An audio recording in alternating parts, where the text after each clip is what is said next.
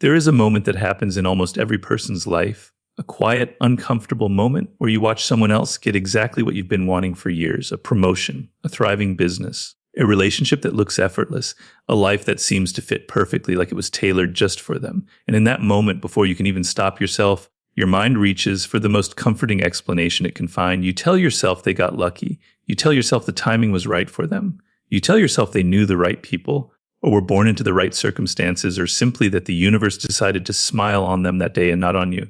And the terrifying thing is that explanation feels completely reasonable. It feels humble, even, like you're just being realistic about how the world works. But here is what nobody tells you about that moment, that thought, that single automatic thought is one of the most psychologically dangerous beliefs a human being can hold, not because it's entirely wrong, but because of what it quietly does to your brain every single time you think it. Psychologists have a term for this pattern of thinking. They call it an external locus of control. It was first identified by psychologist Julian Rotter in 1954, and after decades of research, the findings are still striking. People who believe their outcomes are largely controlled by external forces, luck, fate, other people, circumstance consistently underperform compared to people who believe their actions directly shape their results. And we're not talking about small differences. We're talking about measurable gaps in income, health, relationships, academic performance, and overall life satisfaction. The belief itself changes the behavior. The belief itself rewires the strategy. And the belief itself, if left unchallenged, will quietly steal years from your potential without you ever realizing what happened. Now, before you dismiss this as just another self-help lecture about mindset, I want you to stay with me,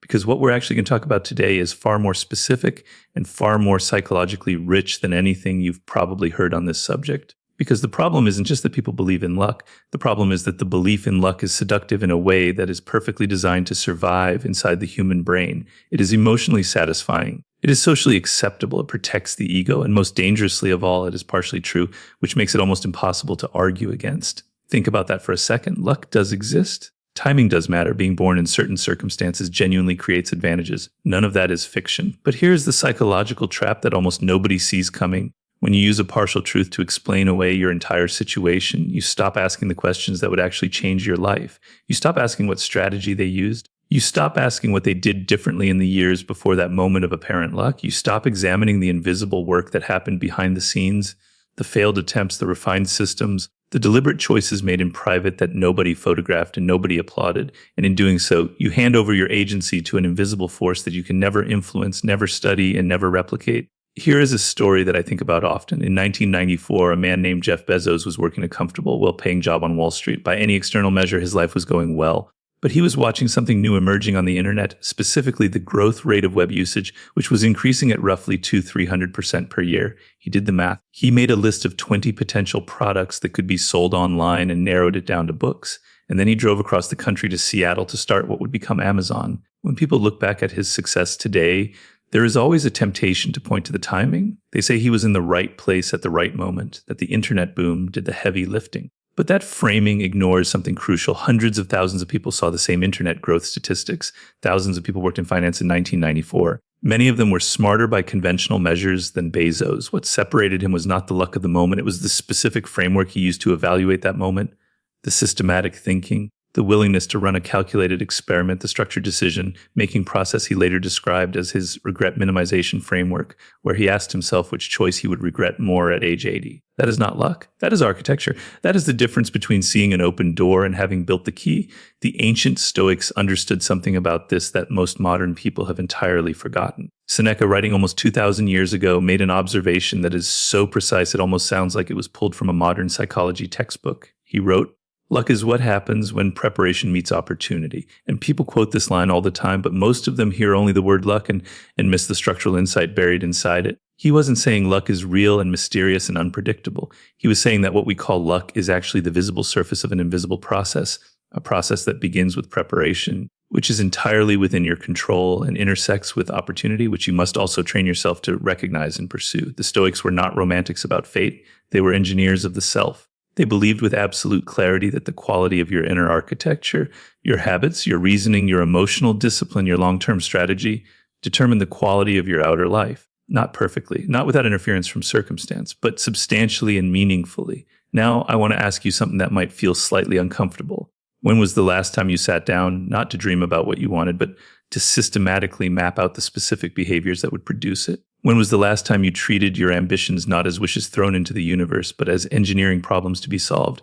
If your answer is unclear, or if the question itself makes you feel a vague sense of guilt, that is important information. Because the research consistently shows that most people spend more time planning a 2-week vacation than they spend planning the architecture of the next decade of their life. And then they wonder why their life feels like it's happening to them rather than being built by them. There is a cognitive phenomenon known as the availability heuristic, identified by Daniel Kahneman and Amos Tversky, which explains part of why luck thinking is so persistent. Our brains assess the probability of something based on how easily examples come to mind. And the examples of sudden, dramatic, seemingly random success that come most easily to mind are the ones that make the news: the overnight viral sensation, the startup that exploded from a garage, the athlete who came from nowhere. We don't see the 10 years of invisible refinement that preceded the overnight success. We don't see the 400 rejections before the one yes that changed everything. And because those invisible years are absent from the story we consume, our brains don't factor them into the probability model. We see the outcome and we fill in the gap with luck, because luck is the only explanation that fits the incomplete version of the story we've been shown. But what if you could see the full story? What if you could pull back the curtain on every person you've ever envied and see not just their outcome, but their process? What would you find? And more importantly, what would that reveal about the process you're currently running or not running in your own life? This is the question at the heart of everything we're about to explore, because the shift from believing in luck to building strategy is not just a mindset change. It is a neurological shift. It is an identity shift. It is, in many ways, the most important psychological transformation a person can make. And it begins with understanding something about the human brain that most people have never been taught. Something about how the brain itself is designed to resist the very thinking patterns that produce lasting success. And once you understand this mechanism, once you see exactly how it works and why it keeps pulling you back toward comfortable, helpless explanations, everything about the way you approach your goals is going to change in a way that is both deeply logical and surprisingly emotional. Because here is what you need to understand before we go any further. The battle between luck and strategy is not just a philosophical debate. It is happening inside your nervous system every single day, often without your awareness. And right now, you are losing that battle in ways you can't fully see yet, but that is about to change. Right now, your brain is doing something that it has been trained to do since the moment you were born. It is protecting you. And the frustrating, almost cruel irony of human psychology is that the very mechanism designed to keep you safe is the same mechanism that keeps you small. To understand why luck thinking is so neurologically seductive, you need to understand a concept that neuroscientists call the brain's predictive processing system. Your brain is not a passive receiver of information. It is an active prediction machine. At every moment, it is running simulations, making forecasts, and generating expectations about what is going to happen next. And when you have spent months or years attempting things that didn't work out the way you hoped, your brain begins to build a predictive model that says effort leads to disappointment, strategy leads to failure. And the quickest way to protect yourself from that emotional pain is to outsource the responsibility for outcomes to something you cannot control, something called luck. This is not weakness. This is not laziness. This is sophisticated self-protection running exactly as designed, but understanding it is the first step to overriding it. Because once you see the mechanism clearly, you stop being its passenger and you start being its operator. There is a landmark study conducted at Stanford University that examined the relationship between what researchers called implicit theories of intelligence and long-term achievement. One group of students believed intelligence was fixed. You either had it or you didn't, and effort was largely irrelevant. The other group believed intelligence was malleable, that it could be developed through dedicated practice and refined strategy.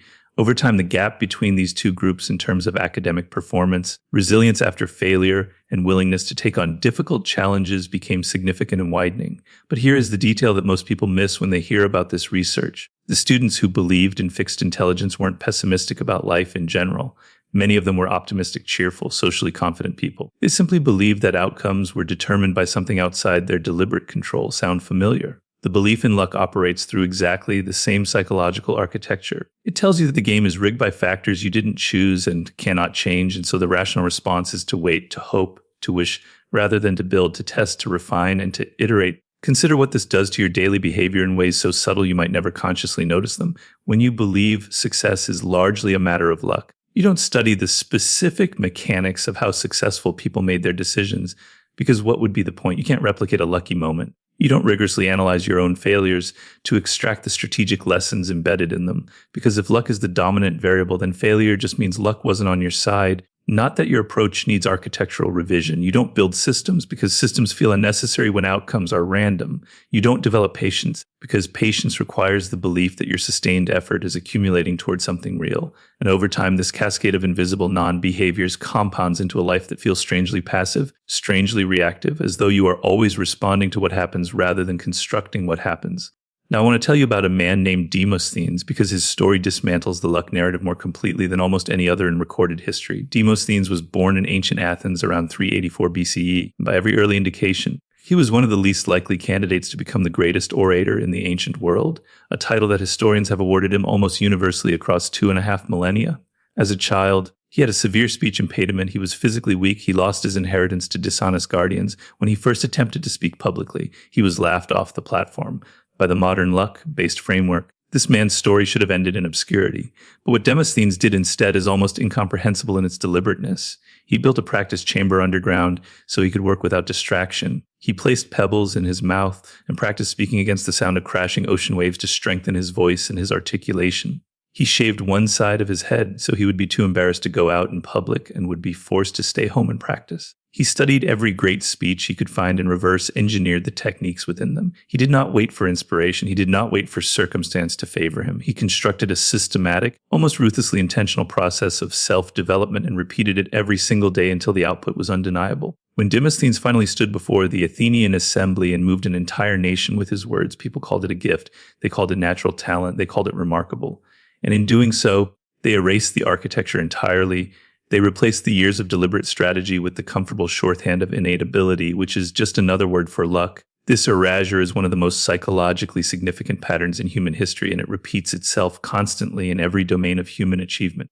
We look at the finished product and we invent an explanation for it that requires no effort from us to understand, because understanding the real explanation, the years of systematic iteration, the failed experiments, the deliberate discomfort, would force us to confront the gap between what we are currently doing and what we could be doing. And that confrontation is painful. So the brain reaches for luck. The brain reaches for talent. The brain reaches for timing, because those explanations are clean, they are final, and they ask nothing of us. The field of behavioral economics has a name for the cognitive shortcut your brain uses in these moments called the fundamental attribution error. And while it was originally studied in the context of how we judge other people's behavior, its implications reach far beyond social psychology. When we observe someone else's success, we systematically overweight internal, stable, almost mystical qualities, talent, charisma, luck, and we underweight the specific situational behaviors and strategic choices that actually produce the outcome. And here's the devastating part. We do the exact opposite when evaluating ourselves. When we succeed, we credit our own intelligence and effort. When we fail, we credit bad luck and unfavorable circumstances.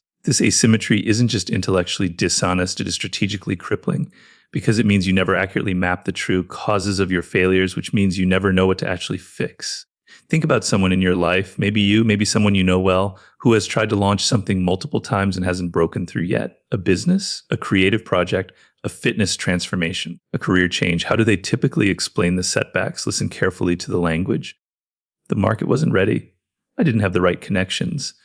Someone else got lucky and took my spot. Now ask yourself, how much time did that person spend doing a rigorous, honest postmortem of what specifically failed and why? How much time did they spend studying people who succeeded in the same space and reverse engineering the precise strategic differences? How much time did they spend building a more refined system before their next attempt? In most cases, the answer is very little, because the luck narrative, once accepted, makes that forensic analysis feel pointless. Why study the crime scene if the verdict was already randomness? The philosopher Epictetus, who was born a slave and rose to become one of the most influential philosophical minds in history, taught his students a discipline he called the dichotomy of control. The idea was elegantly simple and devastatingly practical. Some things are within your control, your judgments, your desires, your actions, your responses. Everything else, other people's opinions, external events, the economy, the weather, the timing of opportunity, is outside your control. And the path to both freedom and effectiveness lies in putting every ounce of your cognitive and emotional energy into the first category while maintaining philosophical indifference toward the second. This is not passive resignation. This is surgical focus. Epictetus wasn't telling you to ignore the world. He was telling you to stop bleeding your energy into variables you cannot influence and redirect every drop of it into the variables you can. And when you do that consistently over time, something that looks remarkably like luck begins to appear in your life, not because the universe favored you,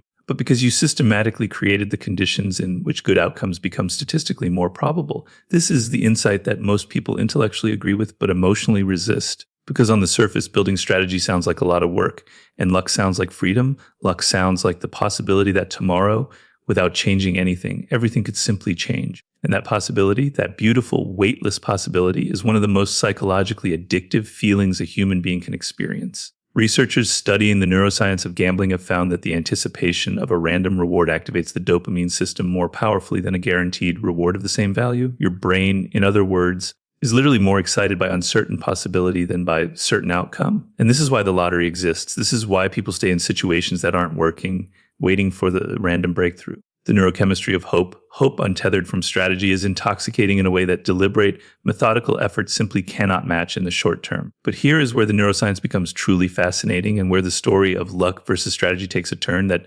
almost nobody anticipates. Because it turns out that the brain's relationship with strategy, with deliberate, systematic, goal-directed behavior, changes over time in a way that the relationship with luck never does. When you repeatedly engage in strategic thinking, when you repeatedly analyze outcomes and refine your approach and build systems that compound on themselves, something happens at the neurological level that researchers describe using a term you've probably heard but may have underestimated: neuroplasticity. The brain literally restructures itself around the patterns of thinking you practice most frequently. Neural pathways associated with strategic reasoning, long-term planning, and causal analysis become stronger, faster, and more automatic. What once required enormous conscious effort begins to happen with increasing ease and speed. The brain that once defaulted to luck as its first explanation begins, over time, to default to strategy. And when that shift happens, when strategic thinking becomes your automatic, default mode of processing experience, the way you move through the world changes at a level so fundamental that people around you will start to describe your life using a word that should, by now, feel deeply ironic. They will call you lucky.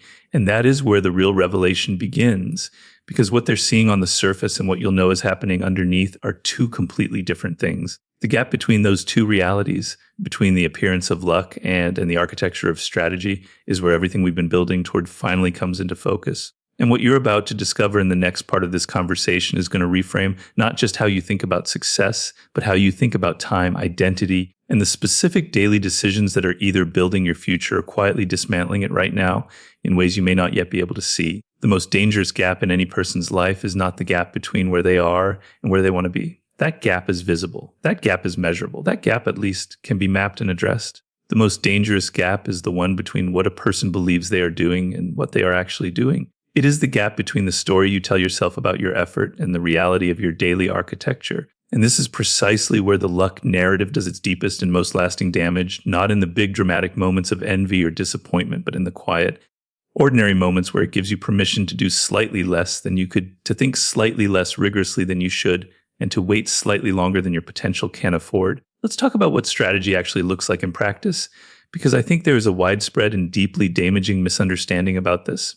When most people hear the word strategy, they picture something corporate and cold: spreadsheets, quarterly projections, boardroom presentations. And so they instinctively feel that strategy belongs to a certain type of person in a certain type of environment and not necessarily to them. But that is a fundamental misreading of what strategy actually is. At its core, strategy is nothing more than the deliberate alignment of your daily behavior with your long-term intention. That's it. It is the consistent practice of asking, does what I am doing right now move me closer to what I actually want? And then having the discipline and the self-awareness to answer that question honestly and adjust accordingly. Warren Buffett, who is perhaps the most studied example of sustained compounding success in modern financial history, has spoken repeatedly about the role of what he calls his circle of competence. He does not try to understand everything. He does not chase every opportunity. He has spent decades deliberately narrowing his focus to the specific domain where his understanding is deepest, and he operates almost exclusively within that boundary. When people call him a lucky investor, they reveal that they have never studied his actual process. The reading of 500 pages per day for decades, the meticulous analysis of business fundamentals, the extraordinary patience to wait sometimes for years for the right opportunity at the right price. His genius is not the brilliance of individual decisions. It is the architecture of the system within which those decisions are made. Remove the system and the decisions become ordinary. Keep the system and the decisions compound into something that looks, from the outside, like supernatural foresight. This principle of compounding is one of the most underappreciated forces in human development, and it applies far beyond finance. Every psychologist, every behavioral scientist, every serious philosopher who has studied the mechanics of human achievement has arrived at some version of the same conclusion, that greatness is almost never the product of singular moments of inspiration or luck, but of small, strategic behaviors repeated with such consistency that their effects accumulate beyond what any individual action could predict or explain. James Clear, synthesizing decades of habit research in his work, described this as the aggregation of marginal gains, the idea that a 1% improvement in any behavior, compounded daily over years, produces results that feel exponential. But here is the psychological challenge embedded in that truth. 1% feels like nothing. 1% is invisible. 1% produces no dopamine rush, no external validation, no visible sign that anything is changing. And so the brain, wired as it is for immediate feedback and short-term reward, constantly argues against it. This is why discipline is not its deepest level about willpower. Willpower is a depleting resource. Research by Roy Baumeister on what he called ego depletion demonstrated that the capacity for self-control functions somewhat like a muscle. It fatigues with use and requires recovery. People who rely on willpower alone to maintain their strategic behaviors will fail consistently and predictably, not because they are weak, but because they are using the wrong tool. The people who sustain strategic behavior over years and decades are not people with more willpower. They are people who have engineered their environment, their identity, and their social context in ways that make strategic behavior the path of least resistance rather than the path of greatest effort. They have made the strategy automatic. They have built systems that run even when motivation is absent, even when circumstances are difficult, even when the results are not yet visible. And this brings us to what I believe is the single most important psychological insight in this entire conversation, something that cuts deeper than habits, deeper than mindset, deeper than any tactical framework. It is the question of identity. Because ultimately, the difference between a person who builds success through strategy and a person who spends their life waiting for luck is not primarily a difference in knowledge or technique. It is a difference in how they answer the most fundamental question a human being can ask about themselves. Not what do I want? Not what should I do? But who am I? When your identity is built around being someone to whom things happen, strategy feels unnatural. It feels presumptuous, almost arrogant, to believe that your deliberate actions can significantly shape your outcomes. But when your identity is built around being someone who builds things, who analyzes, refines, experiments, and compounds, then strategy doesn't feel like discipline. It feels like expression. It feels like the natural language of who you are. The Stoic emperor Marcus Aurelius, who governed the most powerful empire in the world while simultaneously waging internal wars against his own impulses and limitations, wrote in his private journal something that speaks directly to this. He wrote, "You have power over your mind, not outside events. Realize this, and you will find strength."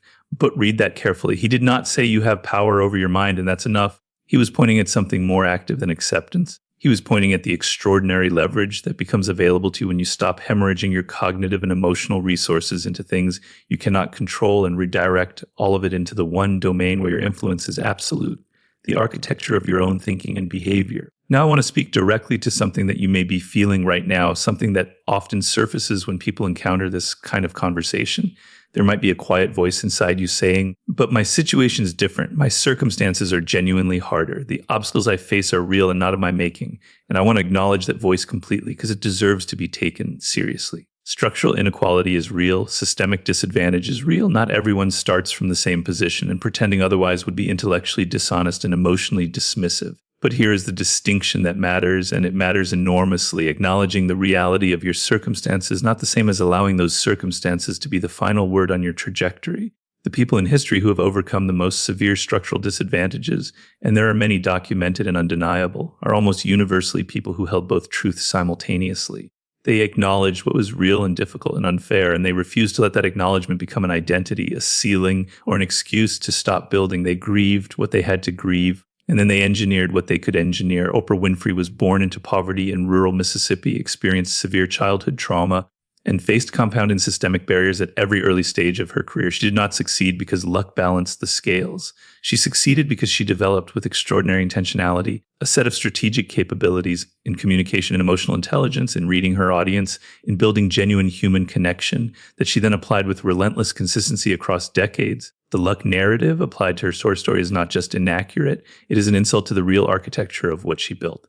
So what do you actually do with all of this? Because insight without application is just sophisticated entertainment, and you deserve more than that. The first shift is perceptual. Begin treating every outcome in your life, positive or negative, as data rather than verdict. When something works, ask yourself precisely why it worked so you can replicate the mechanism. When something fails, ask yourself precisely why it failed so you can revise the approach rather than abandoning the ambition. This sounds simple. It is not easy. The ego resists forensic honesty about failure with enormous force because accurate self-assessment requires temporarily sitting with discomfort that the luck narrative would allow you to bypass entirely. But that discomfort is where your most valuable strategic information lies. The The second shift is architectural. Map the gap between your current daily behaviors and the daily behaviors that would logically produce your desired outcomes, not the gap between your dreams and your reality. That gap is often motivating but rarely instructive. The instructive gap is the behavioral one. What specifically are you doing each day? And what would a person who achieves the outcome you want be doing each day instead? The difference between those two behavioral profiles is your strategic agenda. It is not mysterious. It is not a matter of luck. It is a construction project with identifiable materials and a learnable blueprint. The third shift is temporal. Begin thinking in longer time horizons than feel comfortable. Most people overestimate what they can achieve in 1 year and catastrophically underestimate what they can achieve in 10. The compounding of strategic behavior across a decade is so powerful that it produces results which are genuinely difficult to imagine from the starting point. This is not motivational hyperbole. This is mathematics applied to human development. But it requires something that the luck mindset makes almost impossible: the willingness to invest consistently in a future that you cannot yet see or feel, trusting not in fate, not in fortune, but in the logic of your own compounding system. And the fourth shift, perhaps the most personal and the most profound, is relational. Begin surrounding yourself as deliberately and intentionally as possible with people who operate from a strategic framework, not people who are simply successful, because success without understanding its own architecture teaches you nothing, but people who think strategically, who analyze their outcomes honestly, who talk about their process as openly as their results, who treat failure as information rather than identity. Because the research on social contagion in human behavior is unambiguous.